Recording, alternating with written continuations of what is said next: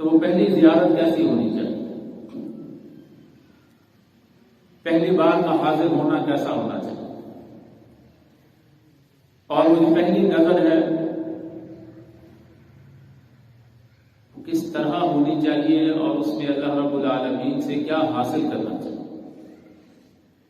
پیغمبر دو عالم صلی اللہ علیہ وآلہ وسلم نے ارشاد فرمایا کہ جب کوئی اس طرح حاضر ہوتا ہے شوق سے، تمنا سے اور محبت کے ساتھ، تو جب وہ اللہ رب العالمین کے دربار پہ پہلی نظر ڈالتا ہے اور اس وقت جو وہ مانگتا ہے اللہ رب العالمین اس کو عطا فرماتا ہے۔ اس لیے علماء کرام نے لکھا، بیان کیا کہ جب پہلی نظر پڑے تو نظر ہٹانی نہیں ہے بلکہ دیکھتے ہی رہنا ہے، اور اس دوران اللہ رب العالمین سے دعائیں مانگتے ہی رہنا ہے۔ اور یہ بھی بتایا گیا ہمیں تو اللہ سے مانگنا نہیں آتا، تعلق اتنا کمزور ہو گیا، تعلق کیا بلکہ پہچان ہی پوری نہیں ہے کہ اللہ رب العالمین کی ذات کیسی ہے، اللہ کی قدرت، اللہ کے کمالات کیسے ہیں۔ جب کوئی پہچانے گا نہیں صحیح معنوں میں تو اس سے صحیح معنوں میں حاصل کیسے کر سکے۔ تو جو اللہ رب العالمین کی ذات کو پہچانتے ہیں، کمالات کو پہچانتے ہیں، انہوں نے کہا کہ جب پہلی نظر پڑے تو اللہ رب العالمین سے ایک دعا مانگو کہ اے اللہ اس پورے سفر میں جتنی دعائیں مانگوں، اے اللہ ان ساری دعاؤں کو قبول فرما، بجائے اس کی اس وقت پہ مختلف دعائیں مانگی جائیں۔ سکھانے والوں نے یہ گل سکھایا کہ اللہ سے ایک دعا مانگ لو کہ اے اللہ اس پورے سفر میں جتنی دعائیں مانگوں ان کو قبول فرما۔ جب پیغمبر دو عالم صلی اللہ علیہ وآلہ وسلم نے یہ بات ارشاد فرمائی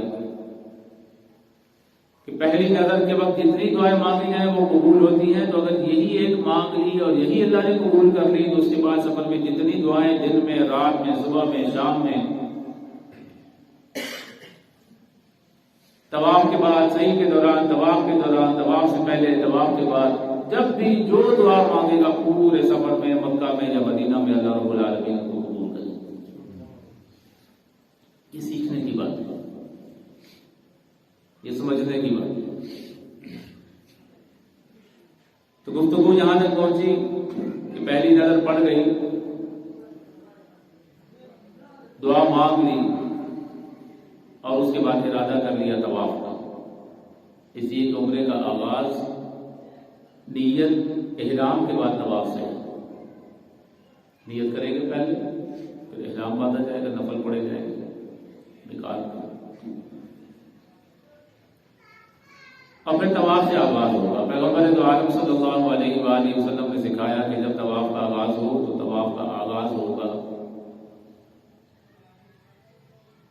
ایک پتھر ہے، پیغمبر دو عالم صلی اللہ علیہ وآلہ وسلم نے تعلیم دیا، فرمایا کہ وہ جنت سے آیا، آپ اس کا رکھا گیا حجر اسود، حجر پتھر کو کہتے ہیں، اسود سیاہ کو کہتے ہیں، اس کا نام سیاہ۔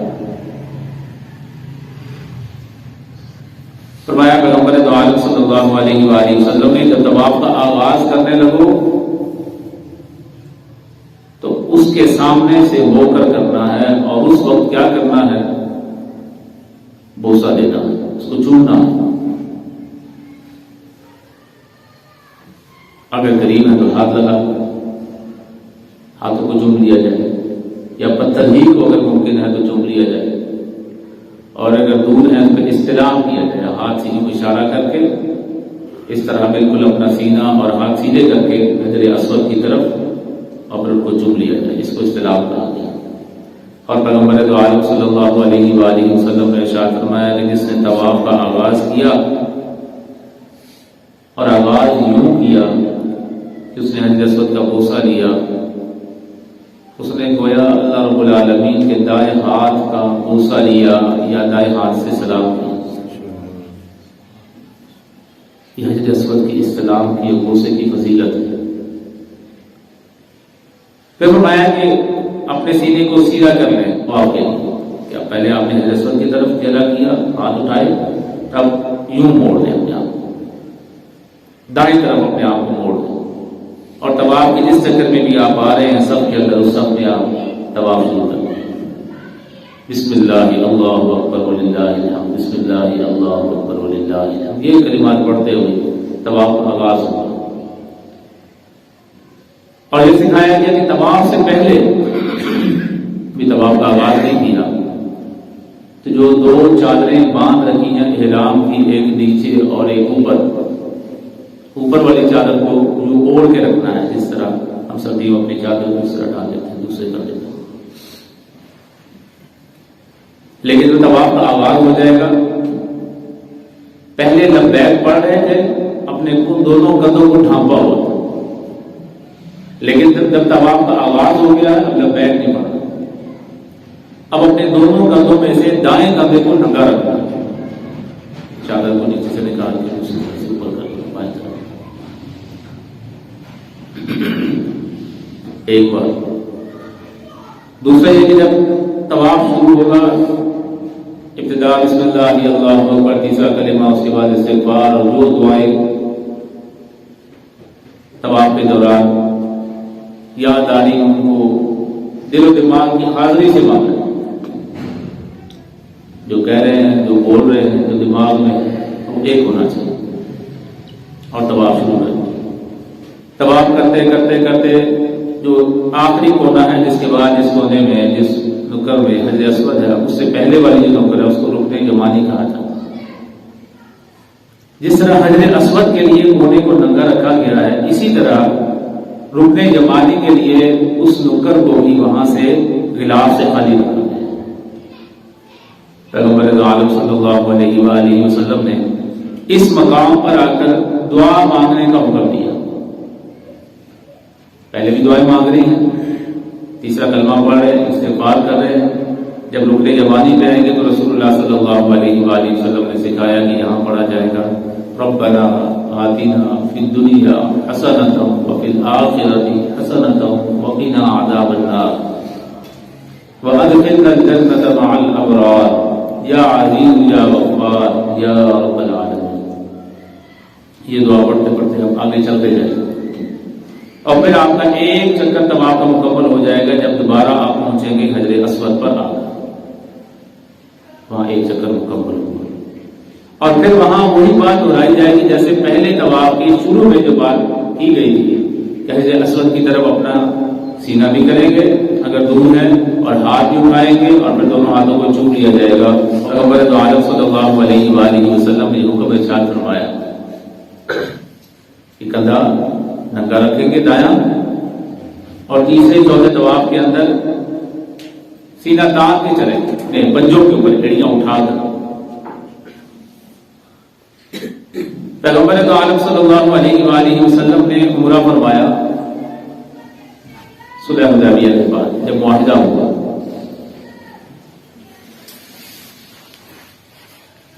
تو کہا گیا کہ اس بار آپ واپس چلے جائیں، اگلے سال آئیں اور آ کے عمرہ کریں۔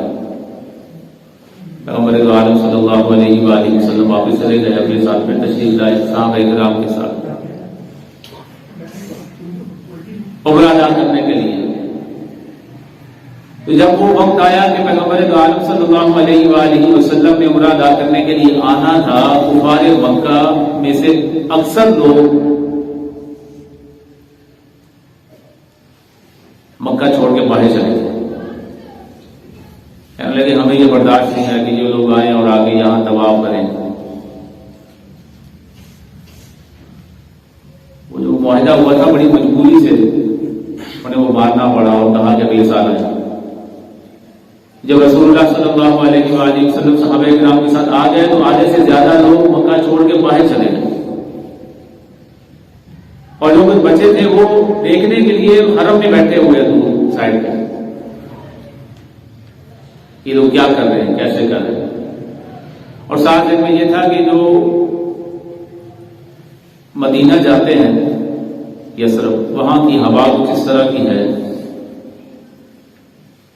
فضا کہ وہ لوگ وہاں پہ بیمار پڑ جاتے ہیں اور اس کی وجہ سے وہ کمزور ہو جاتے ہیں. لیکن پیغمبر دو عالم صلی اللہ علیہ وآلہ وسلم کی برکت سے صحابہ کرام رضوان اللہ تعالی علیہم اجمعین پہ یہ معاملہ نہیں ہوا، بیماری یا کمزوری نہیں آئی.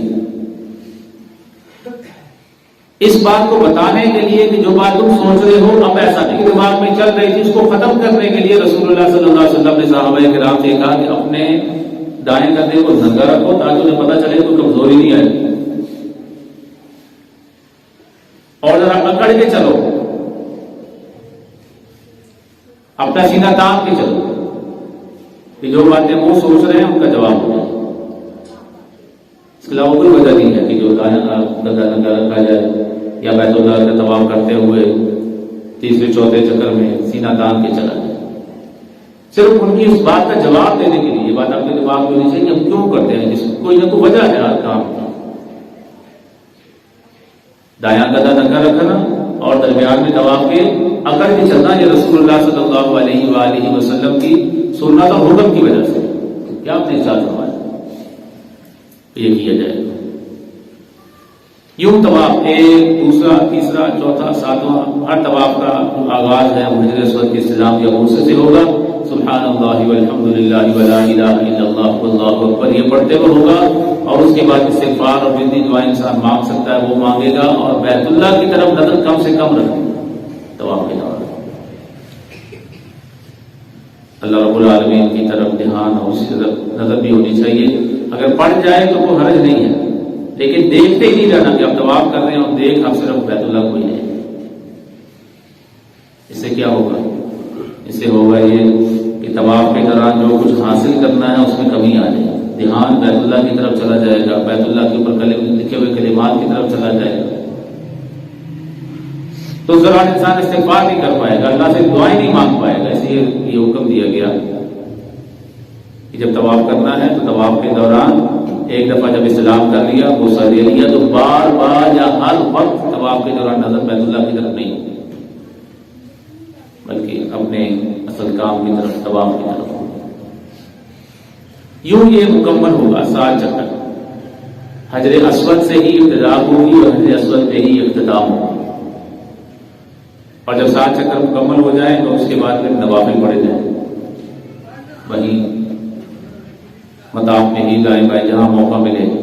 تھوڑا سائڈ پہ ہوگی کہ لوگوں کی چلنے میں مسئلہ نہ ہو، پریشانی نہ ہو. اور اس بات کا بھی خیال رکھتے ہوئے کہ وہاں مطاف کے اندر عورتیں بھی ہوتی ہیں اور مرد بھی ہوتے ہیں، تو تھوڑا سا اس پر خیال رکھا جائے کہ عورتوں والی جگہ جو جہاں پہ عورتیں زیادہ پڑھ رہی ہیں ان میں جا کے نہ پڑھنا شروع کر دیں، بلکہ ان کے دائیں بائیں جہاں پہ مرد نوافل ادا کر رہے ہیں وہاں پہ، تاکہ پردے کا بھی اہتمام رہے اور انسان کی جو نظر اور اس کا خیال پاکیزہ رہے. اور اگلی بات یہ کہ جب طواف کر رہے ہیں طواف کے دوران کبھی تو رش کم ہوتا ہے کبھی زیادہ ہوتا ہے. جب رش کم ہوتا ہے تو اتنے زیادہ مسائل نہیں ہوتے، جب رش زیادہ ہوتا ہے تو پھر ذرا خیال رکھنا پڑتا ہے کہ دائیں بائیں آگے پیچھے چلنے والوں کو دھکا نہ کرے، ان کو کوئی پریشانی نہ ہو. اس لیے کہ رسول اللہ صلی اللہ علیہ وآلہ وسلم کی یہ تعلیم میں ہے، آپ نے حکم ارشاد فرمایا ہے کہ جو حج یا عمرے کے لیے جائے اس کی زبان اور اس کے ہاتھ سے دوسرے مسلمان محفوظ رہنے چاہیے. جب ایسا حج اور ایسا عمرہ ہوگا تو وہ گناہوں سے معافی کا سبب ہوگا، نجات کا ذریعہ ہوگا. ایک تو یہ کہ کسی کو دھکا نہ لگے، دوسرا یہ کہ اگر کوئی وہاں پہ آپ کی طبیعت کے خلاف کوئی کام کر رہا نماز کے لیے اور بیٹھ جاؤ جمعے کا خطبہ شروع ہو جائے تو دوسرے کو کہنے سے منع کیا گیا کہ آپ خاموش ہو جائیں، حالانکہ وہ غلط کر رہا ہے جو بول رہا ہے. اسی طرح جو طواف کے دوران آپ سمجھتے ہیں کہ غلط کر رہا ہے اس کو بھی کچھ نہیں کہنا، منع نہیں کرنا، آپ اپنے کام میں لگیں گے تاکہ لوگوں کی توجہ طواف کی طرف رہے، دعا کی طرف رہے، استغفار کی طرف رہے. آپ ایسی بات کریں کہ وہ دائیں بائیں 10-15-20 لوگوں کی توجہ آپ کی طرف آ جائے. یہ بات یوں اس طرح طواف کو مکمل کیا جائے گا، ادب کے ساتھ، احترام کے ساتھ، شوق کے ساتھ، سنت کے ساتھ. دعائیں کرتے ہوئے، استغفار کرتے ہوئے، اپنے گناہوں کی معافی مانگتے ہوئے پیغمبر عالم صلی اللہ علیہ وآلہ وسلم نے ارشاد فرمایا حدیث میں کہ اگر انسان اتنے گناہ کرے اتنے گناہ کرے اتنے گناہ کرے کہ زمین سے لے کے آسمان تک لگا دے گناہ، اتنے گناہ، یہ سمجھانے کے لیے رسول اللہ نے ارشاد فرمایا اتنے گناہ کرنے کے بعد بھی ایک بار اللہ رب العالمین کو حاضر و ناظر جان کر اپنے گناہوں کی معافی جو مانگے گا، سچے دل سے توبہ کرے گا، پیغمبر عالم صلی اللہ علیہ وآلہ وسلم نے ارشاد فرمایا کہ ایک دفعہ ایسی معافی مانگنے کی وجہ سے اللہ اس کے سارے گناہ معاف کر دیں گے۔ یہاں پہ بھی ہے، کہیں بھی ہے، اور اگر ماحول ایسا ہو، فضا ایسی ہو کہ وہ بیت اللہ کے سامنے موجود ہو، طواف کر رہا ہو، وہاں بیٹھا ہوا حسین کے اندر، اور پھر یوں اللہ رب العالمین کے سامنے وہ گر گڑائے، اپنے ہاتھ اٹھا کے اللہ سے معافی مانگے، یقیناً اللہ رب العالمین اس کی توبہ قبول فرمائے۔ یوں استغفار کیا جائے اور استغفار کرتے کرتے طواف کیا جائے اور طواف کو مکمل کیا جائے، اور پھر وہاں پہ 2 نفل پڑھے جائیں، اور اس کے بعد اگلا جو مرحلہ ہے عمرے کا، وہ سعی کا، جس کے بارے میں قرآن نے کہا کہ ان الصفا والمروہ من شعائر اللہ، جو صفا ہے، یہ مروہ ہے، یہ مقام ابراہیم ہے، یہ بیت اللہ ہے، یہ اللہ کی نشانیوں میں سے ہے۔ اور صفا اور مروہ کیا ہے؟ یہ 2 پہاڑیاں ہیں، جہاں ہم بیت اللہ کے دروازے کے سامنے کھڑے ہوں اور بائیں ہاتھ میں حجر اسود ہو، تو اسی بائیں ہاتھ پہ ہی جو صحیح کا مقام آتا ہے، جہاں پہ صحیح کی جاتی، صفا اور مروہ۔ جس طرح طواف کے 7 چکر ہیں، اسی طرح صحیح کے 7 چکر ہیں کہ صفا سے شروع کیا جائے گا، مروہ پہ آ کے 1 چکر مکمل ہوگا، مروہ سے دوسرا چکر شروع ہوگا اور صفا پہ آ کے دوسرا مکمل ہوگا، اور آخری چکر 7واں مکمل ہوگا مروہ پہ، صفا اور مروہ۔ اور اس دوران یہ سکھایا گیا کہ جب صفا اور مروہ کے درمیان کی جو جگہ ہے اس میں دوڑ کے چلنا، طواف کے دوران اکڑ کے چلنا، یہ رسول اللہ کی سنت ہے اور صحابہ اکرام رضوان اللہ تعالی علیہم اجمعین کا عمل تھا، جس کو اللہ نے قیامت تک جاری کر دیا کہ جو طواف کرے گا وہ سینہ تان کے چلے گا۔ اسی طرح جب صحیح کریں گے صفا اور مروہ کی، تو حضرت ابراہیم علیہ السلام کی زوجہ محترمہ، حضرت اسماعیل علیہ السلام کی والدہ محترمہ پانی کی تلاش میں، بات آپ پہلے سن چکے ہیں، اس لیے میں اس کو بار بار دہرانے کا یہاں وقت نہیں ہے کہ کس مقصد کے لیے وہ صفا اور مروہ کے درمیان چکر لگا رہی تھی، لیکن چونکہ یہ قربانی اللہ کے لیے دی گئی، ابراہیم علیہ السلام نے اللہ کے حکم پر اپنی بیوی اور اپنے بیٹوں کو آ کے یہاں پہ چھوڑ دیا۔ غیر آباد جگہ تھی، کوئی رہتا نہیں تھا وہاں، اس لیے کہ وہاں پانی کا کوئی انتظام نہیں تھا، کوئی سایہ نہیں تھا، پانی کا انتظام نہیں تھا، لیکن چونکہ اللہ رب العالمین کا حکم تھا، ابراہیم علیہ السلام نے پورا کیا، چھوٹے سے بچے کو اور اپنی بیوی کو وہاں آ کے چھوڑ دیا اور چلے گئے۔ اب جیسے جیسے وقت گزرے گا ویسے ویسے جو انسانی ضرورتیں ہیں اور تقاضے ہیں وہ سامنے آئیں گے، اب پانی کے بغیر تو گزارا نہیں ہو سکتا، یا کسی اور انسان کے آنے سے کچھ سہولت ہو سکتی ہے، کوئی مدد مل سکتی ہے۔ حضرت حاجرہ جو تھی وہ کبھی صفا پہ آتی، کبھی مروہ پہ آتی دیکھنے کے لیے، اور پیچھے ان کو خیال اپنے بیٹے کا بھی ہوتا تھا، یوں صفا مروہ کے چکر لگا دیں۔ حالانکہ یہ کوئی عبادت تو نہیں ہے کہ جس کا حکم ابراہیم علیہ السلام کو دیا گیا، کوئی عبادت نہیں ہے، یہ اللہ کے حکم کو پورا کرتے ہوئے حضرت حاجرہ کا ایک عمل ہے جو اللہ رب العالمین کو اتنا پسند آیا کہ اس کو قیامت تک جاری کر دیا کہ جو بھی حج کرے گا یا عمرہ کرے گا وہ طواف بھی کرے گا اور صفا مروہ کی یوں صحیح بھی کرے گا، یوں ہی دوڑ دوڑ کے چکر لگائے گا۔ ابتدا چل کے ہوگی، درمیان کی جگہ وہاں پہ انہوں نے سبز رنگ کی لائٹیں لگا دی ہیں لمبی سی، جتنی جگہ پہ دوڑ کے چلنا ہے، جہاں پہ حضرت حاجرہ دوڑ کے چلی تھی، جتنی جگہ پہ وہاں پہ دوڑ کے چلنا ہے۔ اور اس دوران بھی اسی طرح اللہ رب العالمین کو یاد رکھنا ہے. جو کلمہ اللہ رب العالمین کی یاد کا اس کو اپنی زبان پہ لائیں، بار بار لائیں، استغفار کریں، اپنے گناہوں کی معافی مانگیں، اللہ کو یاد کریں، اپنے لیے، اپنے والدین کے لیے، مرحومین کے لیے، اپنی اولاد کے لیے، اپنے دوستوں کے لیے، سارے عمل کے دوران دعائیں مانگیں. اس لیے کہ اللہ رب العالمین کا حکم پورا کرتے ہوئے درمیان میں جو آپ دعائیں مانگ رہے ہیں، یقیناً اللہ رب العالمین ان کو